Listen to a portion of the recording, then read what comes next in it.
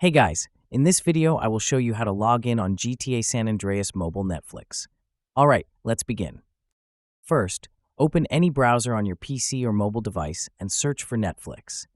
Visit the official website and click on the Get Started button to begin creating your account. During the setup, you will be asked to choose a membership plan. Simply click Next and select one of the available plans. Once you have chosen a plan, click Next again and complete the payment process. After your subscription is active, go to your mobile device and launch the Netflix app. Sign into your newly created account and navigate to the Games tab. Inside the Games section, scroll through the available titles until you find GTA San Andreas. Once located, tap on it to start playing. So that's basically how you can log in on GTA San Andreas mobile Netflix. And that's it for this video. If you find this helpful, consider subscribing and giving this a big thumbs up. Thanks.